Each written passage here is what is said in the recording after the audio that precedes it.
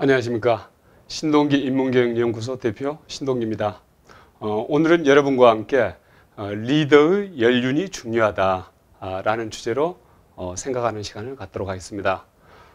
우리가 중국 역사를 소재로 해서 이제 쓴 소설을 읽다 보면은 가장 재미있는 주제가 아마 초안지와 삼국지가 아닐까 싶습니다. 그래서 초안지에서는 바로 유방과 항우가 천하를 두고 쟁패를 하는 거죠. 그 다음에 이제 삼국지에서는 우리가 잘 알고 있는 것처럼 유비, 조조, 송권, 천하 삼분을 하는 이제 내용들이 나오는 거죠. 근데 이 초안지에서나 삼국지에서나 궁극적으로 이긴 자는 누구냐? 어느 정도 연륜이 있는 사람이었다는 이야기죠. 그럼 먼저 초안지를 살펴볼 것 같으면요. 이 유방과 항우가 이제 세 대결을 하는데 이 유방은 항우한테 이 객관적인 조건으로는요, 도저히 이길 수가 없는 상황이었습니다. 그러니까 개인적인 능력이라든지 아니면 어떤 그 카리스마, 영웅적인 그런 모습들이라든지 아니면 실제 어떤 전쟁에서 승리한 횟수라든지 이런 부분에 있어서 이 유방은 항우하고 비교 상대가 되지가 않았죠. 이 항우는 24살에 거병을 합니다. 그래서 31살에 죽는데 이 7년간 70회를 싸웁니다. 근데 한 번도 진 적이 없는 거죠. 근데 유방은 사실 대부분 싸움에서 집니다. 그리고 지고 또 도망가고. 근데 어떻게 해서 결국 유방이 대권을 잡게 됐느냐 하는 부분에 대해서 우리가 좀 자세히 살펴보지 않으면은 그 상당히 좀 궁금증이 있는 내용이고 좀 흥미로운 내용이죠. 그래서 저는 이제 그 부분이 결국 무엇이 결정을 했느냐? 나이가 결정을 했다. 나이하고 연륜하고 이제 제가 같은 차원에서 오늘 말씀드립니다만은 바로 나이, 그 연륜이 결정을 했다. 좀 이렇게 말씀드릴 수가 있겠습니다. 유방은 항우보다 14살이 많습니다.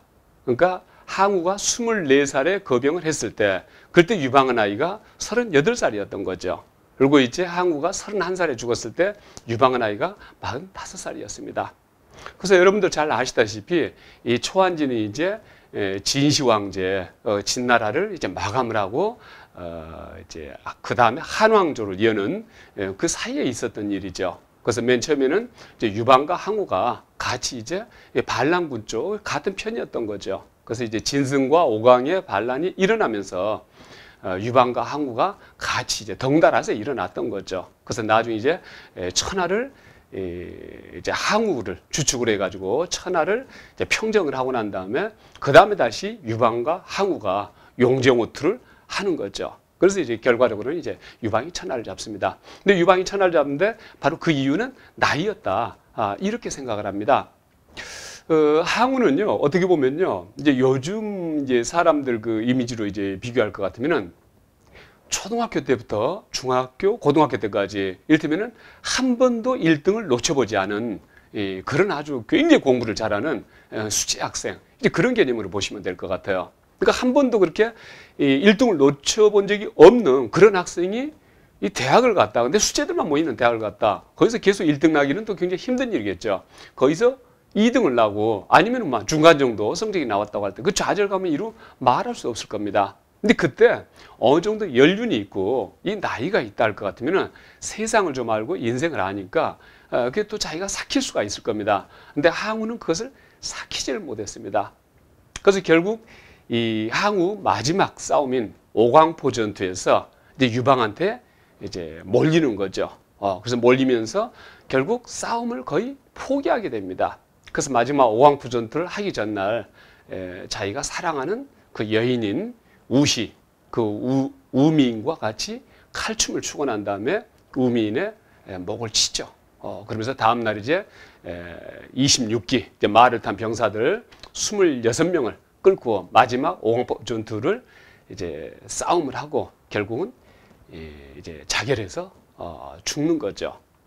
그래서 이 내용을 가지고 이 오광포 전투 현장을 그로부터 1000년이 지나고 난 다음에 당나라 말기 때 이 두목이라는 유명한 시인이 그 장소를 방문을 합니다. 하면서 이제 쓴 시가 제5강정이라는 시죠. 그래서 거기에서 나오는 내용이 바로 이제 권토중래라는 내용이 나옵니다. 그래서 시 내용은 상당히 짧습니다. 그래서 그 시에 나온 내용이 바로 뭐냐면은 승패병과 불가기, 포수인치, 시나마, 그다음에 강동자재, 다오갈, 그 다음에 권토중래 미가지 이런 내용이 나옵니다. 그 승패병가 불가기는 승패병가, 그러니까 이기고 지는 것은 병가, 싸움에 있어가지고 불가기, 그건 우리가 예정을 할 수가 없다. 싸워봐야 안다는 이야기죠. 그러니까 두 번째 이제 포수인치 신하마, 포수, 수치를 끌어안고 그 다음에 인치, 그 치욕을 참아내는 게 남자의 역할이다. 남자는 똥폼재는 게 아니란 이야기죠. 그렇죠? 두목의 이야기는 뭡니까? 주장은 남자는 온갖 수치와 부끄러움을 참아내는 것이 그것이 진짜 남자라는 이야기죠.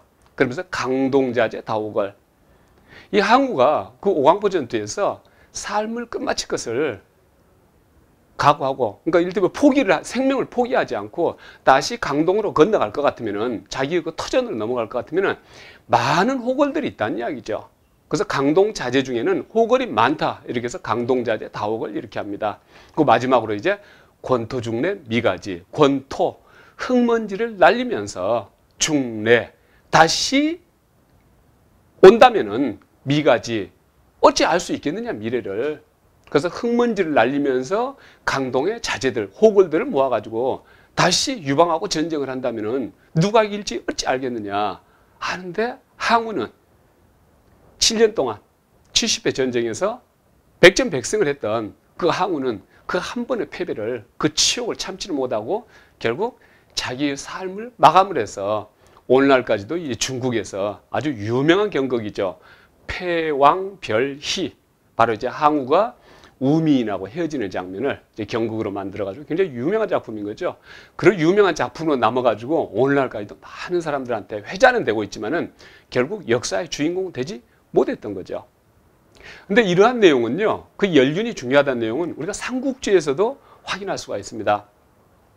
우리가 삼국지를 읽다 보면은 이 주인공이 유비라고는 생각을 하는데, 이게 유비인지 제갈공명인지 그 나오는 등장하는 분량으로 봐서는요, 방송 분량으로 봐서는 상당히 헷갈립니다. 굉장히 제갈공명이 이렇게 주가 돼서 많이 이야기가 전개되는 거죠. 근데 우리가 왜 이제 그렇게 느끼냐면요, 제갈공명의 어떤 그 역할이 굉장히 컸거든요. 근데 자고로요, 한 사람의 태양인 그런 군주시대 때 그 부하가 그 군주의 얼굴을 가릴 정도로, 군주, 태양인 그 군주를 가릴 정도로 큰 공을 세우면은 그건 공이 아니라 반역입니다. 우리가 성경에서 이 사울을 위해서 다윗은 싸웠습니다. 그래서 골리앗을 죽인 거죠. 그렇지만 그것은 너무 큰 공이었어요. 사울이라는 태양을 가리는 너무 큰 공이어서 그건 반역이라는 이야기죠. 그래서 사울이 계속 다윗을 죽이려고 하는 거죠. 아니면 또 이 초한지에서도 나오겠습니다만은 바로 유방과 한신의 관계예요. 한신은 유방의 부하였지만은 굉장히 뛰어난 장수였죠. 아주 이 지략이 뛰어난 그런 장수였죠. 그래서 결국 한신은 유방의 손에 죽게 됩니다. 큰 공을 세웠는데 그 공이 유방을 가릴 정도가 됐다는 이야기죠. 근데 삼국지에서는요, 제갈공명이 이룬 성과들이 유비 아니면 조조, 그 어떤 인물도 가릴 정도로 대단한 성과입니다. 그런데 어떻게 사울과 다윗 관계처럼, 아니면 유방과 한신 관계처럼 그렇게 이를테면 역적으로 몰리는, 공으로 인정을 못 받는 그런 상황이 발생을 안 했을까? 그건 곰곰이 생각해 볼 것 같으면요, 그것도 역시 연륜입니다. 유비가 이 제갈공명을 찾아가서 삼고초려를 할 때 유비의 나이는 47살이었습니다. 그때 제갈공명은 불과 몇 살이었느냐? 27살이었습니다. 20년 차이나 납니다. 그래서 유비 입장에서는 일단 절대 지분은 자기가 꽉 쥐고 있는 거예요.